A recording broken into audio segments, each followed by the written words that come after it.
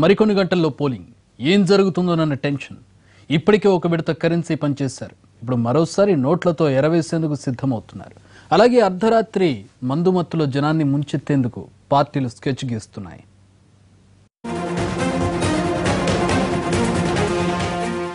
ఓవైపు ఎన్నికల సంఘం, ఇంకోవైపు పోలీసు యంత్రాంగం ఎక్కడికక్కడ విస్తృతంగా తనిఖీలు చేస్తున్నా, వేలల్లో బాటిళ్లు, కోట్లకు కోట్ల నోట్ల కట్టలు బయటపడుతున్నా పంపిణీ మాత్రం ఆగడం లేదు.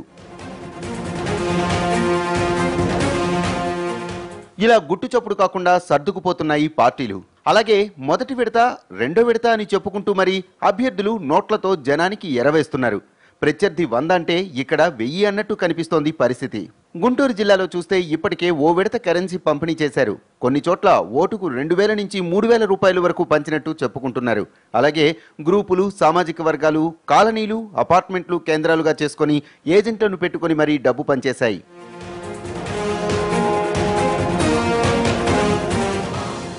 ఏరియాల్లో కాస్త పలుకుబడి ఉన్నవారు 10 మందిని వెంటేసుకుని తిరిగే వారికి బహుమతుల్ని ఎరగా వేస్తున్నాయి పార్టీలు. మరోవైపు లిక్కర్ కంపు కూడా గుంటూరు జిల్లాలో ఓ రేంజ్లో కొడుతోంది. ఇప్పటికే బూత్ స్థాయి నేతల వద్దకు లిక్కర్ బాటిళ్లు కేసులకు కేసులు వెళ్లిపోయాయి. పోలింగ్ ప్రారంభమయ్యేందుకు కొన్ని గంటలు మాత్రమే ఉండడంతో ఇది చాలా కీలకంగా భావిస్తున్న పార్టీలు లిక్కర్తో కిక్కెక్కించేందుకు స్కెచ్ సిద్ధం చేస్తున్నాయి.